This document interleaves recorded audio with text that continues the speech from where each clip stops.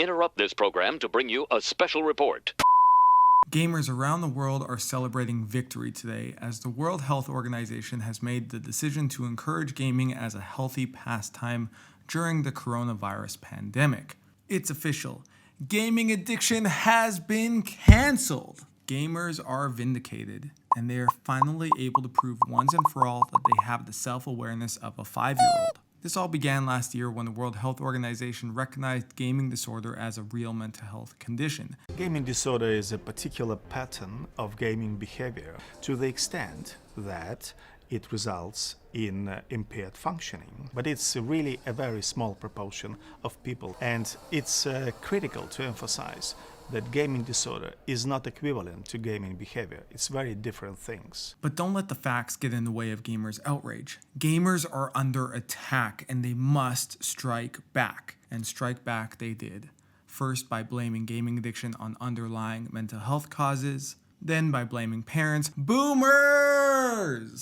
Even when most gamers are over the age of 18, then they blame China. Because if there's one thing we know about China, it's that they need cover to shut down political dissent. But wait, that's not all. They even blamed the economy. Of course, gaming disorder is recognized due to a clinical and public health perspective, with hospitals and clinicians seeing an increase in cases and a library of scientific evidence proving its legitimacy. No! As a gamer, I like to play video games, so anyone who says otherwise. Even if I still live in mom's basement, can't get a job, barely shower, and I'm sitting on YouTube raging in the comments of a YouTube video. No! Gamers, rise up!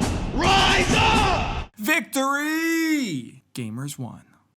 Today, the world finds itself in a pandemic with 3 billion people under some form of lockdown and millions of people losing their jobs. A global movement has responded to stop the spread of coronavirus. To help get the message out there, game companies have teamed up with the World Health Organization to encourage gamers to stay home and #play a part together, with the campaign aimed at promoting the World Health Organization's guidelines to flatten the curve and save lives. So what does this have to do with gaming disorder? Nothing. People will still struggle with gaming whether they're in quarantine or not.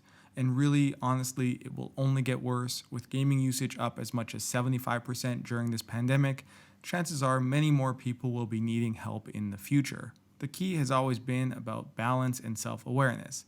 If you can play in a healthy, moderate way, game on. And if you can't, seek help. Help is available, you are not alone, and it's nothing to be ashamed of. We need to move on from this is gaming good or bad conversation and shift our focus to identifying those who struggle and those who do not. Just like with coronavirus, that responsibility falls on us as individuals to do our part. And it falls on companies as well, because really the biggest winner out of this whole campaign isn't the World Health Organization or gamers, it's game companies, who are seeing their sales skyrocket and whom still take no responsibility to ensure people play in healthy ways. Because ultimately, profits are more important. So maybe it's time for gamers to stop fighting and instead unite to campaign against gaming companies exploiting their users. Because really, that's a more productive use of our time. Gamers, rise up! Rise up!